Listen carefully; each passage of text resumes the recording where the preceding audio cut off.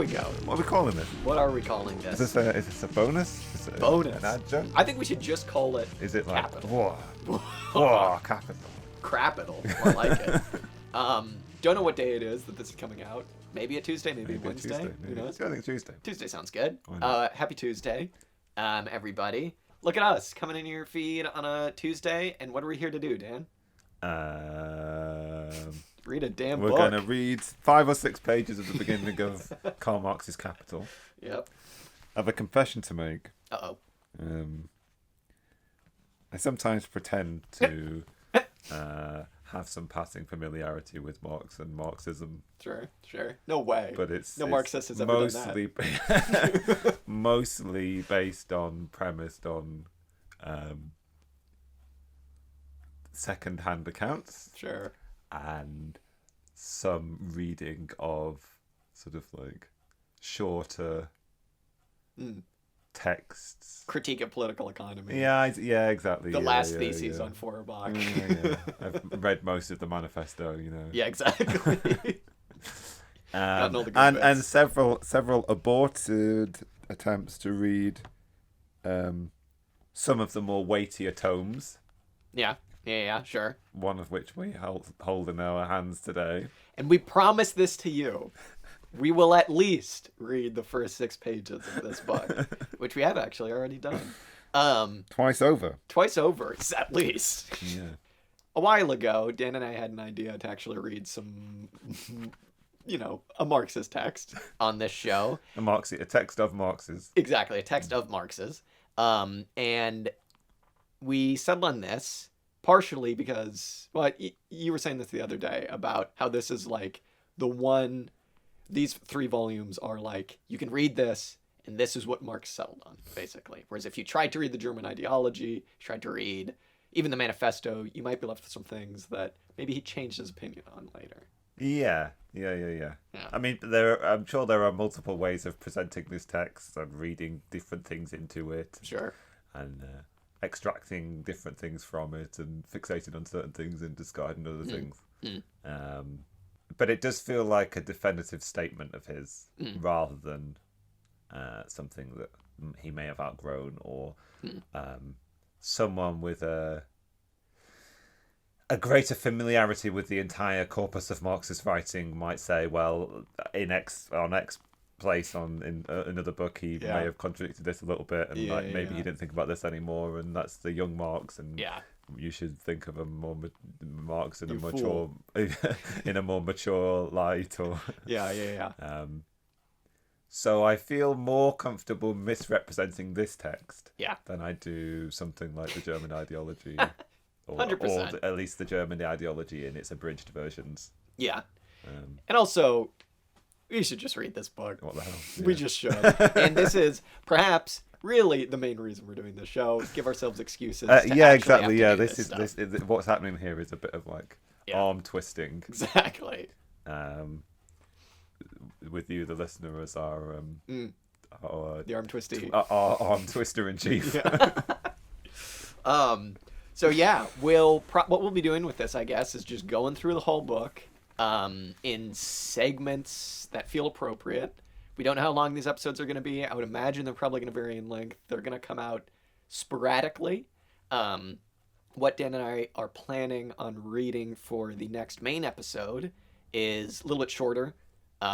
So when we do things for the main episodes, I would imagine that are a little bit longer. We'll probably maybe take a step back from this and come back to it some other time. But these will be sporadic. They'll be coming out as something separate to the main episodes.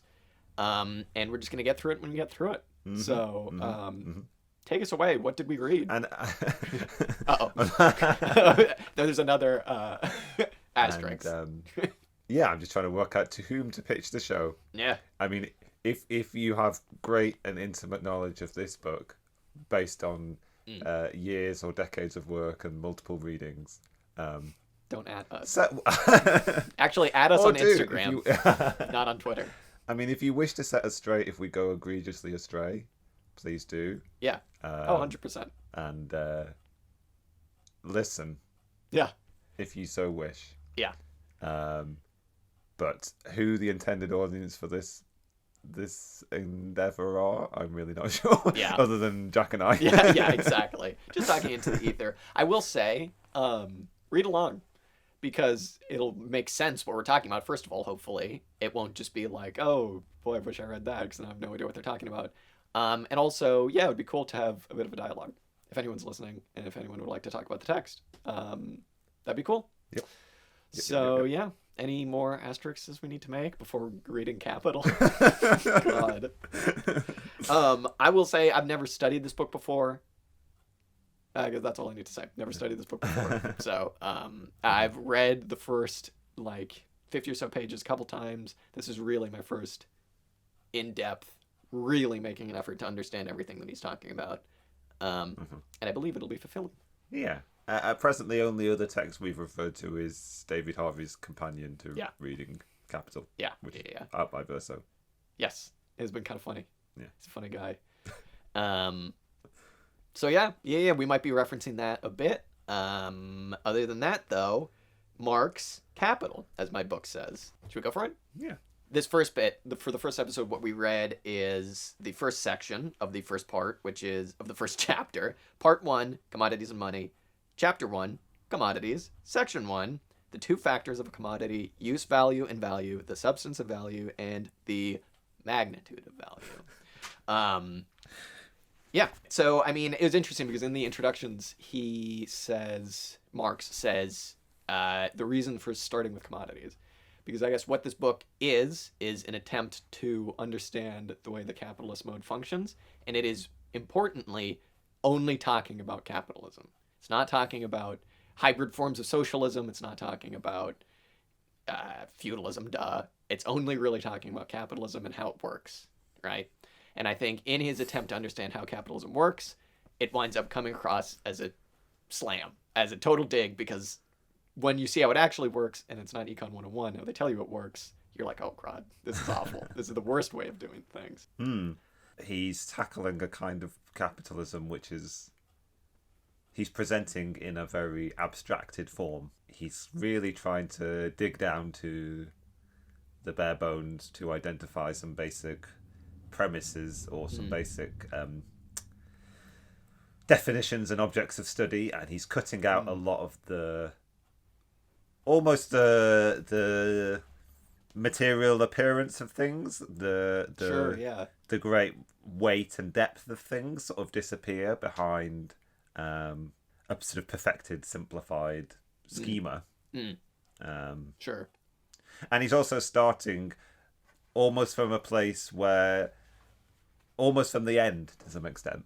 Yeah, that's true. Like he's laying out all his premises with some explanation of what he means by those things, but without yet having given you the full explanation as how he's come to these conclusions to some extent. Yeah. And he will make certain declarative statements and then give you one line which is supposed to justify the fact that he's decided that the substance of value is labour. Yeah, and then he goes, moving on. Yeah. And to some extent, that's just, I mean, that's the way he's chosen to write the book. Totally. And obviously it's a weighty tome, and these things are going to play out as he applies the abstractions to more concrete, specific conditions. There's also something that David Harvey says in his book, which he's basically saying that basically what Marx is doing for the most part is just taking a lot of David Ricardo's absolutely premises, right? So I think there's a certain extent to which a reader who is familiar with classical political economy as it existed in Marx's time, or I suppose it was just political economy, as it existed in the first 2/3 of the 19th century. A lot of this terminology would have seemed quite familiar. Yeah, and he makes subtle changes to Ricardo and subtle changes to a lot of other thinkers that wind up having pretty radical ramifications. I think I guess the substance of Marx's writing in the present age or the present day is taken to be a radical departure from mainstream economics. Yeah. But I mean, this was intended to be a contribution to the school of the study of political economy. Yeah. Yeah. And an intervention in other people's works, but a dialogue with other works. Exactly. It was a development upon thinking that already existed. Which it absolutely was. Yeah, I mean, yeah. like, we think of Adam Smith. David Ricardo isn't really in the public, I think, lexicon as much as Adam Smith, but we think of Adam Smith as being like a proto-Hayek now, right? Like, we think of him as being this, like, free marketeer, invisible hand kind of guy. But, you know, he came up, I believe, with the labor theory of value. David Ricardo expanded on it, and Marx took it the next step. Yeah. I mean, you know, there's a reason that a lot of people, Lenin included, and David Harvey, believe that one of the main building blocks of Marx's thought was British economics, because it absolutely was. It was just taking it to its next logical conclusion as kind of the data sets, at least to me, kind of moved on, and capitalism evolved and stuff like that. So yeah, that's that. And I suppose we should probably say, I want to say this, but why he starts with commodities and not with money and not with trade and anything like that, or this kind of gets into trade, is because the first sentence of this whole book is basically him saying that where capitalism is, where it exists, it presents itself, I'll just basically say what he says, it presents itself as an immense accumulation of commodities. And so he basically just uses that as a jumping off point to basically say, so to understand capitalism, we need to understand what a commodity is, how it gets exchanged, how it gets its value, and that's really where he takes off. He also says that this is by far the hardest part of the book, and he kind of, in one of the prefaces, I think, or it might have been in a letter, he says something along the lines of, he expresses some concern about beginning with commodities, because he says, to make this understandable to people, you have to start with commodities to understand capitalism, but in so doing, you're starting with the most confusing thing, and it can be kind of alienating to people and kind of off-putting. Which it kind of is, but once you have to actively think and actively really try and understand what he's talking about, because each sentence, like we said, this is what, 5-6 pages, but every sentence he's putting something new forward, and you have to really make an effort to really think about what he's talking about. So, yeah, Dan, you want to hit us with how he describes what a commodity is? It's interesting, isn't it? Because, like, he is setting up a vision of the capitalist world which is interested only in this sub-unit, the commodity. Like, the economy is a accumulation of various commodities, and its basic unit is the commodity. But then he proceeds to strip away from our understanding of that anything that's specific to the thing itself. He's not interested in what wants it satisfies. He's not interested in whether it's intended to be consumed or intended to be used as an input to other production, or how it does any of that. Yeah, he's not interested in what ends it satisfies. He basically says the commodities satisfies some wants in people, and then he says the nature of such wants, whether, for instance, they spring from the stomach or from fancy, make no difference. Yeah. So it's like he just doesn't. It's not of interest to us, like what they actually satisfy in people. Yeah.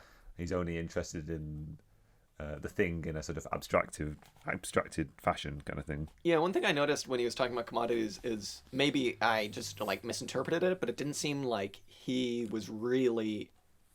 bought up commodities as services really at all. He might do that later on, like, you know, a commodified job role is like you completing a service for like holding some pig feed, perhaps.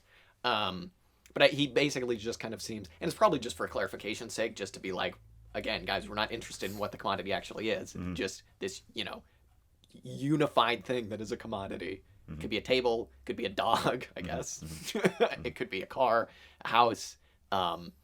Commodity. Don't worry about it. Yeah, and basically the only quality of a commodity that he's interested in at this point is that it satisfies some use. Exactly, yeah. It has some value that stems from its usefulness to a human being. Yeah. Or to some process of some portion of the productive process. Yeah, that leads us nicely into the next bit that we kind of need to define, which is the three.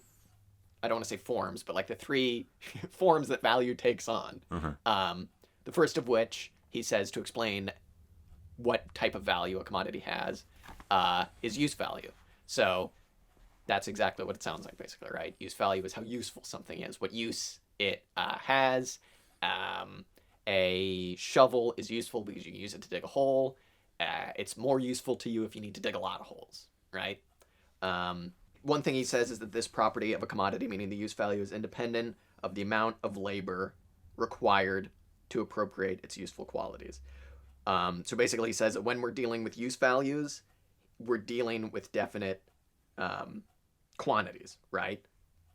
So as opposed to when he talks about the next form of value, which is exchange value, which is a little bit more complicated, the value that something has when it's being exchanged on a market, that you deal with qualities. Am I right there? Is that the? Well, I was quite confused by this because, at the beginning of the third paragraph, he says every useful thing, and then he gives a list of useful things, may be looked at from 2 points of view, of quality and of quantity. Yeah. And initially, I sort of wanted to attribute quality to one and quality to the other. Yeah. But then it does seem like there are places whereby there is a qualitative and a quantitative way of looking at. Yeah. Well, at least use value seems to be able to be represented by both qualities and qualities. Yeah. Quantities and qualities. Yeah, exactly. Yeah. But I suppose it makes sense, right? Like the more of a useful thing you have, the more use it represents. Yeah, true. But I think when he gets into exchange value, he's saying that you can only be dealing in quantities, I believe. So exchange value something only has a value in terms of like you can exchange it by the amount of things that you have. That's how much like the exchange value matters. Use value, you can have a bunch of useful things. Sure, that counts. But also the quality of the useful thing. That is like very important to the use value designation, I suppose, that you could make. I wrote a little note here in the margin because I think we'll get to the third type of value, which is just value, a bit later on, right? So I think that the points that he's building towards in this whole section is something along the lines of, I wrote down, because there's a common property to all commodities, and because that property is not utility, it must be labor in the abstract. So that's the point that he's building towards, which is a little bit more complicated than like, what, how useful is something, blah, blah, blah, blah, blah. So that's why it's important, I guess, to understand use value, because you need to understand how that fits into the point that he's trying to make. You need to understand exchange value and what that all means to everything. And then you need to understand, finally, this third type of value, which is value with a capital V. Yeah, so I suppose we should get into exchange. Yeah, I suppose the interesting thing about use values to some extent is they're dependent on a particular historical time and the advancement of technology and human society, and but use value in the abstract is almost an ahistorical thing. Like for all of human existence, there have been useful substances to some extent. Yeah. Use value exists as a separate thing, but under a specifically capitalist guise to some extent under capitalism. But it's almost like something that extends into pre-capitalist time to some extent. But what's unique about use values under capitalism is they come to be represented in this other form, the form of exchange value. Which he kind of says is like two parts of the same whole. Yeah, so much of this process is the truth of things as represented in the sort of interaction by two other things to some extent. Yeah. Yeah. I think that when you're looking at markets under capitalism, you might just assume, right, that like, oh, their prices fluctuate purely dependent on how useful something is. The newest iPhone is more useful than the last iPhone, so therefore it's going to be more expensive, right? But what Marx is saying is that that's not the only thing that goes into determining value, and that there's like exchange value is much more complicated than just use value, right? There's an interesting section here which I'm going to try and read. This is on the second page. Okay. At the top, use values become a reality only by use or consumption. They also constitute the substance of all wealth. So, like, yeah, the usefulness of a thing is from where its wealth stems, kind of thing.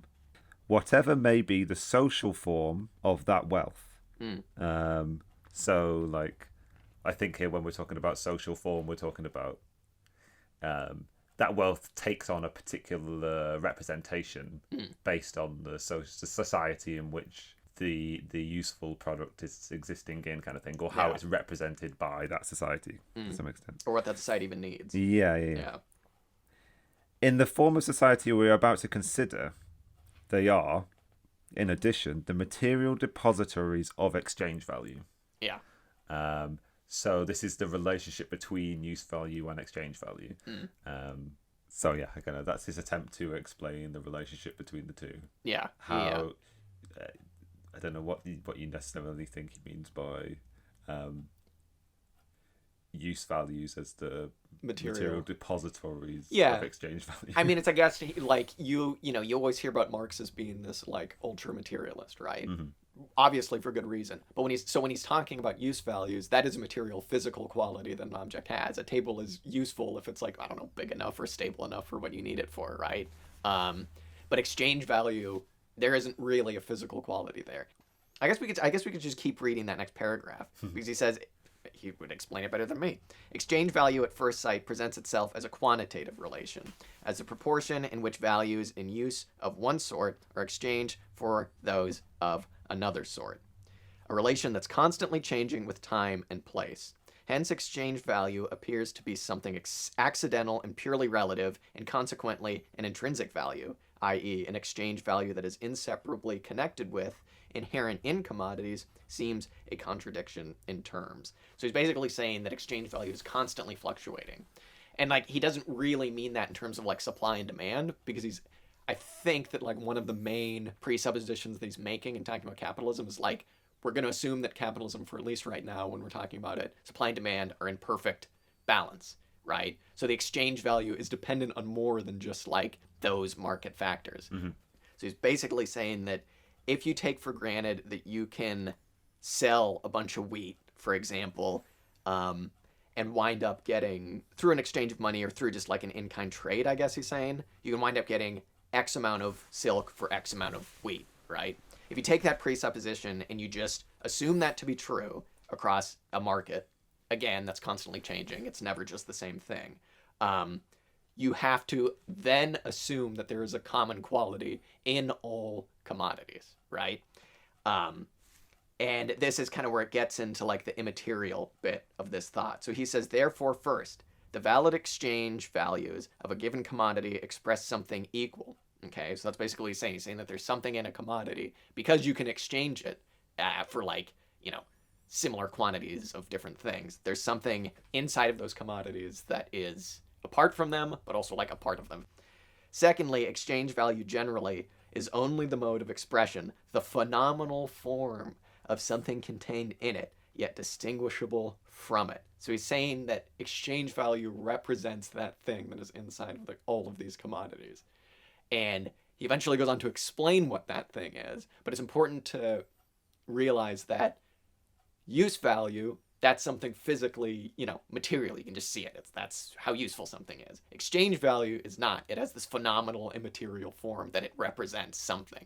And what that thing is, that'll get us into the next type of value. But I think that that's one of the things that made it kind of click for me, is when I realized that, okay, exchange value isn't something that you can really point to as being like, that's what causes exchange value. It's not something you can like hold in your hands. And it has nothing to do with the utility, really.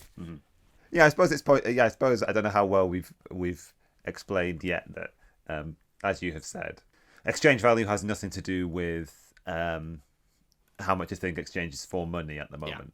He's talking about the relationship between various commodities that are deemed to be of equal value, or equal worth, and a fair trade would be X amount of one thing for X amount of another thing. But he thinks that if you have 4 or 5 commodities and you can work out a certain quantity of each commodity, which would be a fair trade for a certain quantity of all of the other 5 commodities, at that point you're not really looking at something that's specific to the sort of material form of the thing. But there's something there. Yeah, how can it be that like I'm just trying to think of some use values that you'd be trying to compare, like Yeah. the tensile strength of a certain amount of steel. Mm. You can't compare that quality with Dog. with the fluffiness of a dog, or like. But then again, suppose maybe two commodities do have like something similar in common, but like what he's saying is there is a certain quantity of every commodity that would exchange fairly or evenly with a certain quantity of every other commodity that's in circulation. Mm. And his question is at that point, like, is it possible that it's something physical about the commodity that's being compared? Or is there, as you say, some other sort of immaterial, comparable thing that's not necessarily present or visible in the material appearance of the thing? And he comes away basically saying, right, that no, it is not. It's not the physical thing. It's not the comparable physical things. It's this other thing. There is something relatable about every commodity in circulation. I guess we should just go out and say what he says that is labor, right? It's a specific kind of labor. It's not just like the amount of time it takes me to make a table or something like that. It's a bit more specific than that. But this is where he's pulling from Ricardo and Smith before him and all these other syphilitic British people.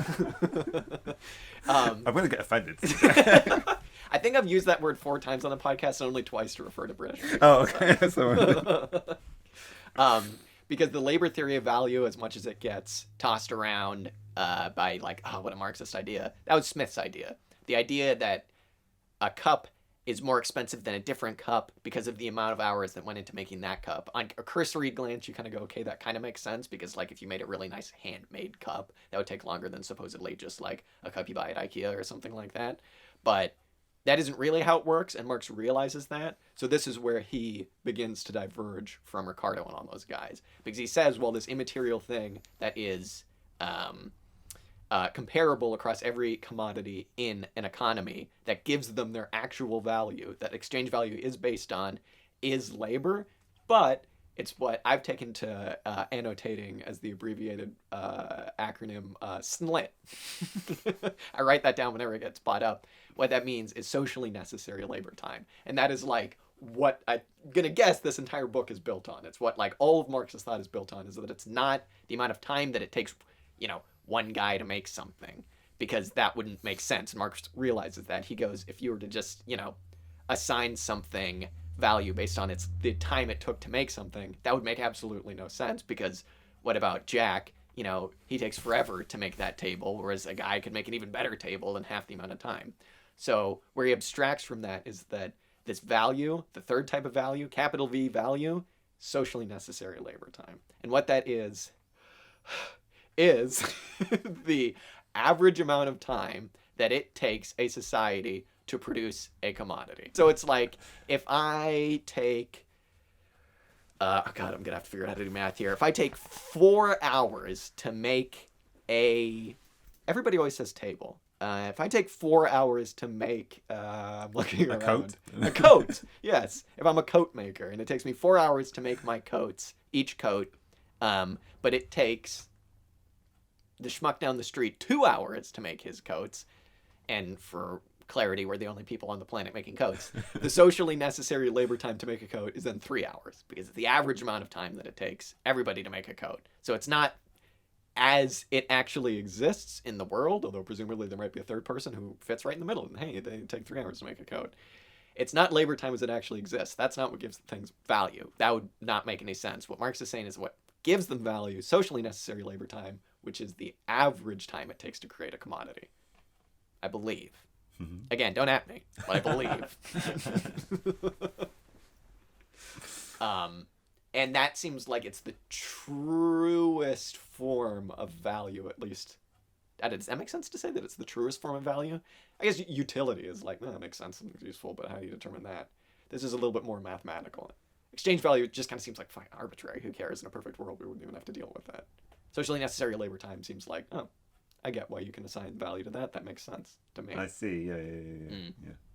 Okay, so it would be totally absurd to say that the amount of time you spent working on a thing gave it more value. Yeah. Because exactly. like I might just be really incompetent and build a really shoddy thing and it takes me forever. But because it's taken me forever, why would you pay considerably more for it? Yeah. Like it's a very easy and obvious criticism to the labour theory of value. Yeah. Yeah, exactly. My labour specifically does not contribute a definite quantity of value. Mm.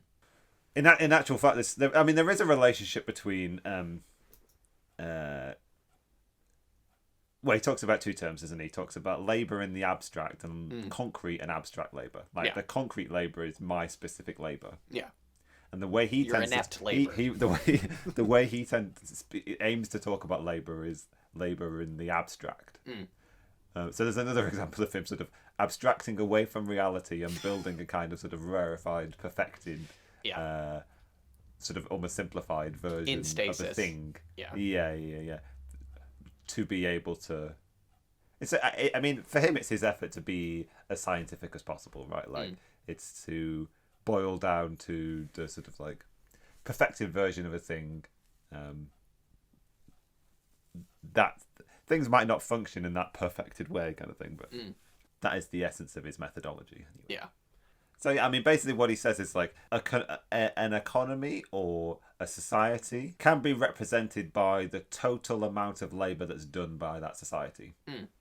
And so there is this sort of an economy or a society has a total stock of like labour, which is then sort of is apportioned to appears in commodities in various quantities of various sorts. And as you say, then what happens is like there is an average amount of time that it takes society to make an article of a thing, and so every article of that thing that's made by that society has the same amount of this social substance, labour in the abstract. Infused or like congealed. Yeah. I think he used to use the phrase of congealed a few times. I don't know. And the proportion collected inside of it. Yeah. And so it's that sort of abstracted, almost unknowable, untouchable, unexperiential, a thing which is it's impossible for you to experience directly. Yeah. The exact amount of useful labour that's gone into making any specific commodity. Yeah.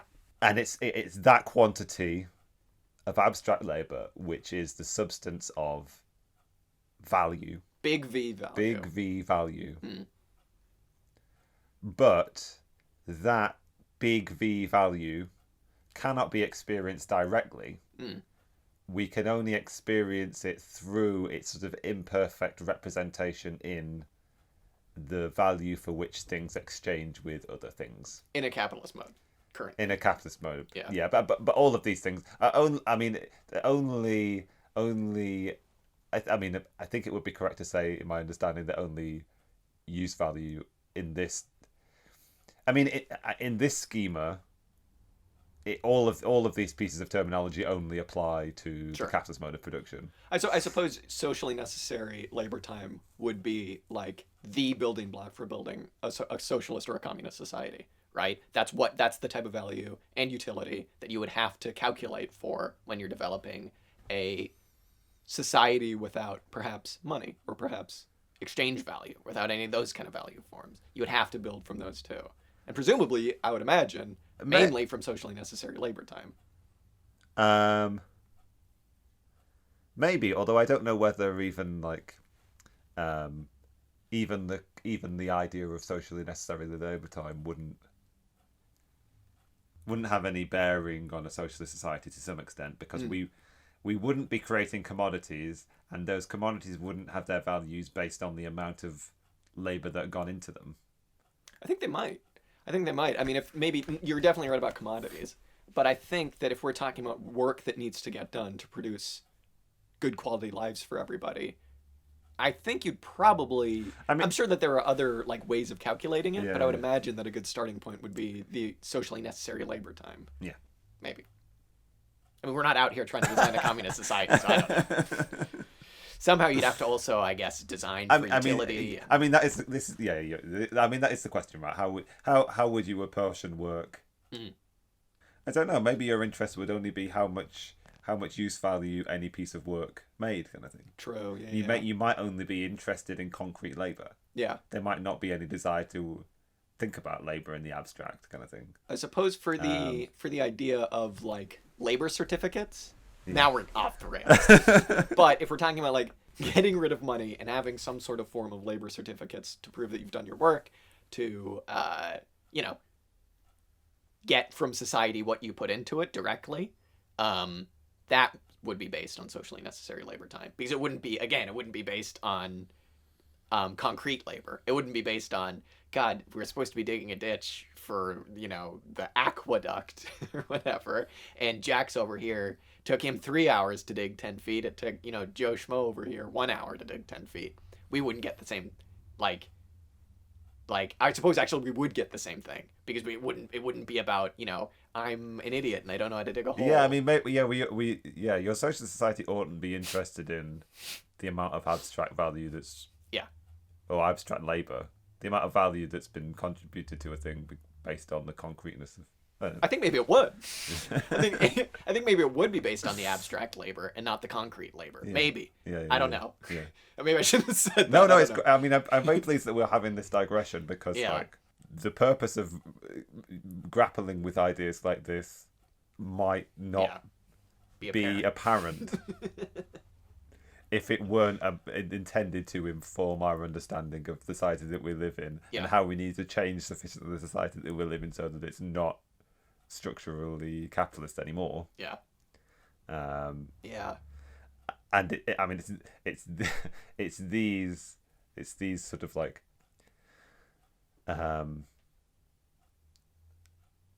abstract forms that capitalist society has taken that we need to work out how we can strike back against. Yeah, absolutely. Exchange value. Specifically, the point of this section is to show that the value that capitalists give things makes no sense. I mean, it makes sense for them. It makes a lot of sense for them. But in a reasonable and just and world that isn't about to inevitably collapse, you wouldn't have any of this stuff. You wouldn't have exchange value, because exchange value is based on this idea that's like a good idea, which is socially necessary labor time. But as you said when we talked about this before, Dan, all of these three types of value have kind of a dialectical, ever-changing relationship with each other. So while exchange value is rooted in capital V value, SNLIT, as I like to say, it is not solely determined by that. And it can be determined by a bunch of other things that capitalists deal with, like automation or different types of automation. It's the only thing I can think of right now. But he uses some other examples, like I don't know whether these are good examples, similar to the ones that you were making, but like there's a section when he's talking about how the value, how the quantity of abstract labor in the form of value in commodities can vary year on year, or can vary from one commodity to another to some extent, or how the amount of labor in a bushel of wheat in a particularly agriculturally productive year, as opposed to a year where there's some kind of blight or adverse weather or something that necessitates that a small amount is produced by the same quantity of labor, the same quantity of people farming to produce a smaller amount, kind of thing. Or like two mines of various sort, one where the thing that you're mining is so much closer to the surface, is so much easier to get at, kind of thing. As opposed to like diamonds, where you really gotta dig. They produce a commodity with the same quantity of abstract labor in it, regardless of the actual amount of concrete labor that's gone into producing either one of those equal quantities of a thing. Does that make sense? Was that analogous to what you were aiming after? Absolutely. And he uses quite an interesting historical example of the domestic industry of cotton weaving. And loom automation and stuff. And how that was affected by the factory, right? So like, a person whose labor hasn't changed at all, right? They're still making fabric by exactly the same fashion on their sort of like, I don't know, foot cranks, Things. like home loom. I really don't understand how these things would have worked. Home loom. But a factory opens where that has successfully mechanized this whole system, or utilizes human labor more efficiently because it's all in the same place, and blah blah blah. By virtue of the fact that they've revolutionized their productive capacities somewhere else, the value of the commodity being produced by the person making the thing in their kitchen has reduced because they haven't done anything. no relationship to the type of labor that they're putting into their thing. And that's because the average time that it takes with the average skill to produce something as a society has gone down because of automation. And I mean, like, what we're seeing here is an example of how global capitalism is. Sure. Or how much capitalism is entirely predicated on the world market, right? Yeah, the market, exactly. Or like the communication of information via the market. This is why the market is so significant to capitalism, right? Like, it's only by these different people making their analogous commodities in different fashions. It's only when they take them to the market and find out how much they can realize for their thing, right? It's only when the person in the kitchen who has been making their linen tries to sell it and discovers that like the price has fallen massively because there's this massive glut, because like somebody else is successfully making far more for the same amount of time, kind of thing. So it's hinting to and pointing at how the capitalist system is a sort of interconnected web of human relations. But a web of human relations that are sort of abstract from us. We don't really know our connection to other people and other productive processes. But the people and the productive process happening in the factory can massively impact the livelihood of the person who's and is still trying to produce along a different methodology in their house, kind of thing. And that's Harvey makes a good point in the section on this, which is very funny because we read 6 pages from Capital and his 6 pages are like 30 pages to explain it, which is really funny. But he makes a good point where he was like, why are we reading this? Why do you care? And he basically says, because in order to understand where you fit into all of this and who you are in this larger society, you need to understand the basic building block, which is the commodity, and how that gets its value and how that affects you. So I guess that's why Marx started with the commodity. I have a question that I wonder if we can get to the bottom of. Okie dokie. Okay. So to sum up what we've both been saying about socially necessary labor time, or as Marx called it, SNLIT. Those were in his private letters, I believe. He says the value. You've been in the archive. I've been in the archives, digging deep from the original German, translated into English and then back to German. The value of a commodity would therefore remain constant if the labor time required for its production also remained constant. So that's perfectly in line with what we've been saying, right? So the value of a commodity stays the same if no automation's creeping in, everything's in stasis, it's all fine. That never happens. That's not really how it works, but that's how it would work if everything were to stay the same.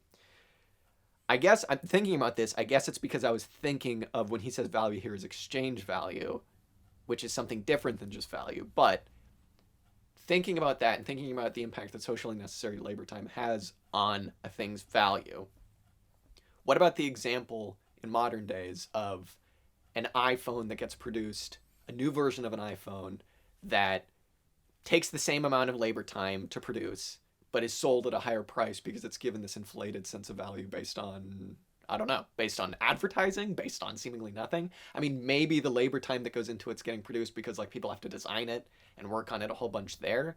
But it seems like it's well within the powers of capitalists, right, to just inflate a price for no reason. But I guess saying that out loud, I'm answering my question because that's something different than value. That's something different than capital V value. That's exchange value. Does that make sense? Do you understand what I'm saying? Like, it seems well within people's powers to just go, we'll charge this now. Sure. Or is that just like... Well, there is an example here, and I don't know how analogous it is. A little bit further down that same paragraph. Is it in that section? Jacob. Well, he's talking about the diamond mine, Mm. and he's referencing someone who's suggested that, like, yeah, exactly, that person, that, like, diamonds have never actually sold for their true value. Yeah. Which I interpreted to mean that far more labour has actually gone into the production of those diamonds than they are successfully realising. Or is it the other way around? Like I think it's the other way around. their value is overinflated relative to the amount of labour that's actually gone into them. I mean, have you ever seen Blood Diamond, that movie from Leonardo DiCaprio? Spoiler alert for that movie that came out a million years ago, where the whole thing is getting this one big diamond, right? And they finally get this diamond because it's going to be worth so much money. It's going to be worth so much. And they sell it to, like, this diamond bank or whatever, and then the guy at the end of the movie just goes and puts it in a massive hallway with a million other diamonds just like it. But it's still going to be sold at a hugely inflated price because it's seen to be this really rare thing. But it's kind of like, yeah, well, they got a bunch of them. They're just kind of artificially changing the price.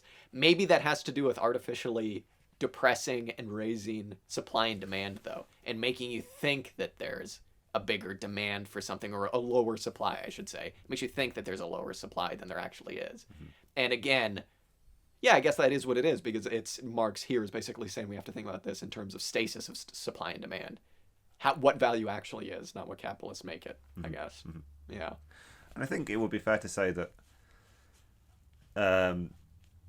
the rate at which things exchange is a representation of the abstract value in them, but not necessarily a direct correspondence kind of thing.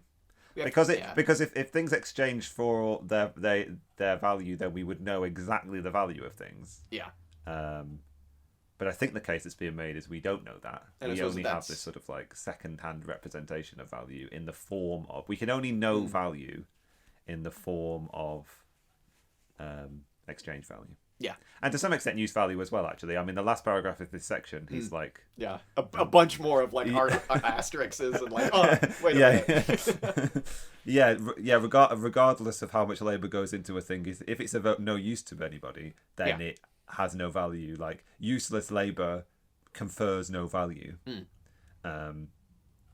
It's that relationship, which brings us back to something which Jack touched on a little bit, which is more thoroughly worked out in Harvey's explanation of this, which is what's happening here is a whole series of dialectical relationships. Yeah. The reality of one thing can only be known by its the relationship between two other things, or its relation to two other things. I mean, Harvey's suggesting that all three of these pieces of terminology, value, exchange value, use value, like the truth of that one of those pieces of terminology can only be known with correspondence to the other two. So in terms of value, you can only know value. You only understand value if you understand that commodities have a use value. Like a commodity can't bear value if it doesn't have some kind of useful quality. And you also can't know anything about its value if you don't really understand the rate at which things exchange. You can't say anything about the value of a commodity if you have no idea how useful it is, and you have no idea at what relationships it exchanges with any other thing. Yeah. You can't just look at a thing and find inside of it like the amount of abstract labour that's sort of like gooey resides within it, oozing out of it, sloshing around inside. There it is. It's like the ether. Should we read that last paragraph? This is just take it or leave it. This is kind of confusing, but it's necessary to further his point, because this is like all stuff where it's go other than this, other than this, other than that, other than this. It basically says, and this is literally the last paragraph, a thing can have use value without having value. Oh, okay. This is the case whenever utility to someone is not due to labor, such as the air, virgin soil, natural meadows, etc. Does that make sense? Right? But he also says a thing can be useful and the product of human labor without being a commodity. That makes sense. Hopefully my broad beans will be something like that. Whoever directly satisfies... Unless you try to sell them to someone. Yeah, exactly. Someone on the allotment. Whoever directly satisfies their wants with the produce of their own labor creates, indeed, use values, but not commodities. That also makes sense. In order to produce the latter, they must not only produce use values, but use values for others. Social use values. Okay, that also makes sense. Lastly, nothing can have value without being the object of utility. If a thing is useless, so is the labor contained within it. The labor does not count as labor and therefore has or creates No value. No value at all.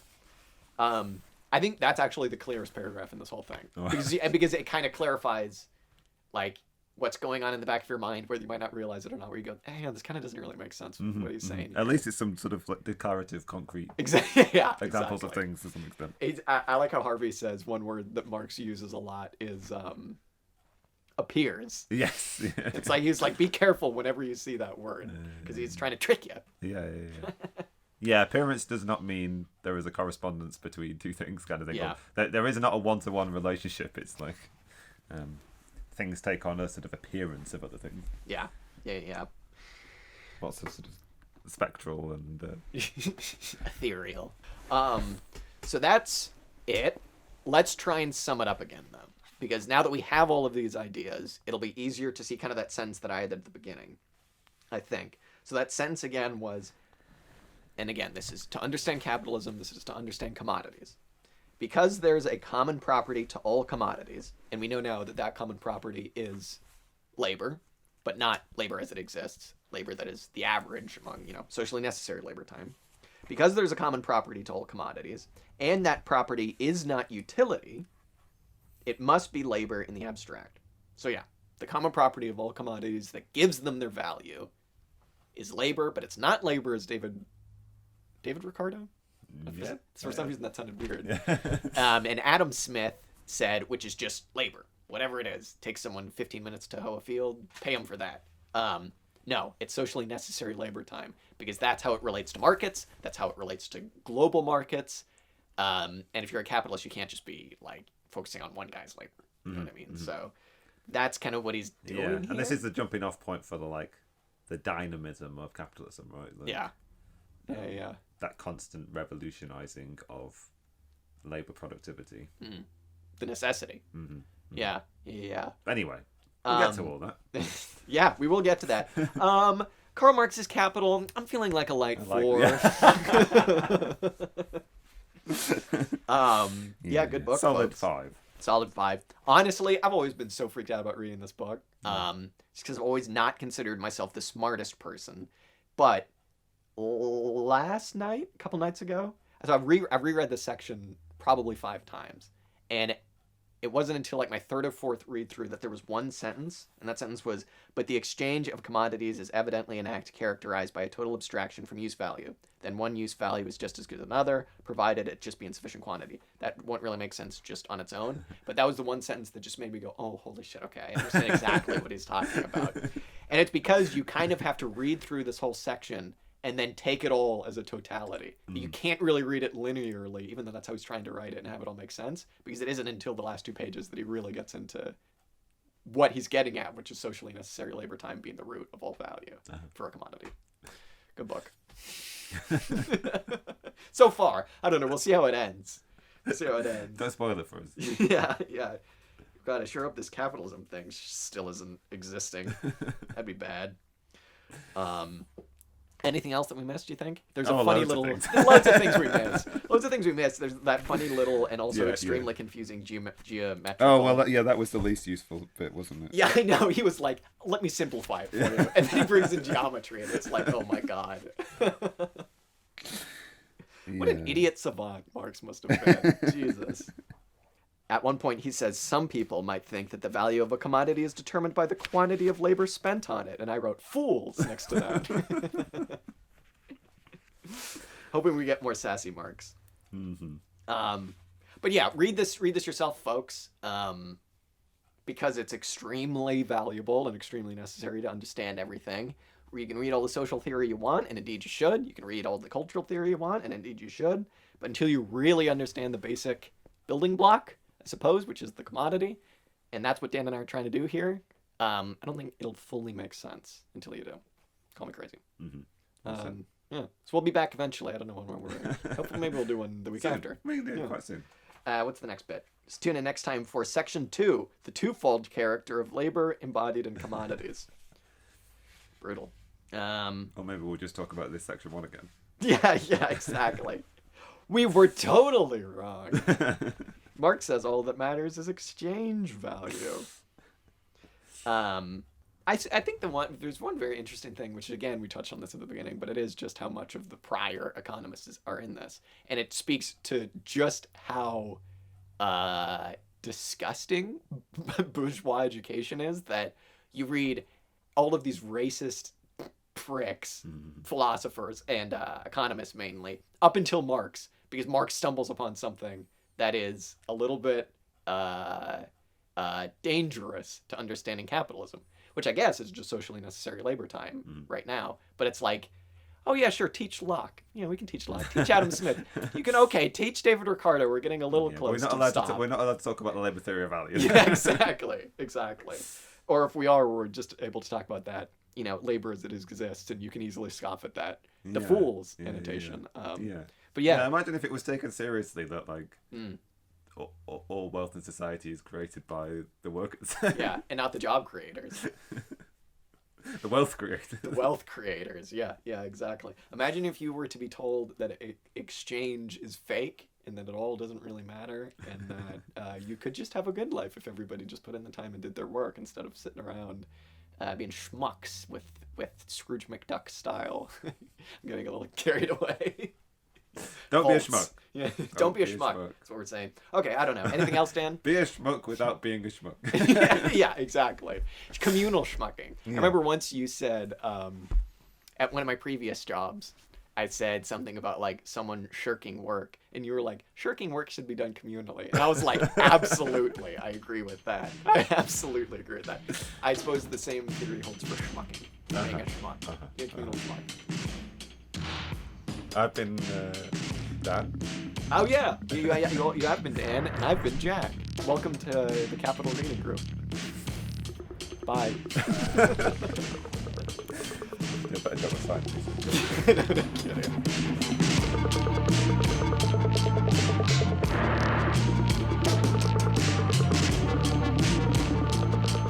The music you heard this episode was Music to Kill Bad People To by King Gizzard and the Lizard Wizard. If you like this song, you can check it out and much, much more on their Bandcamp at kinggizzard.bandcamp.com. Be sure and follow us up on Instagram, Twitter, and Facebook. And if you liked what you heard, be sure and tune in next week for some more commie discussion. Till next time.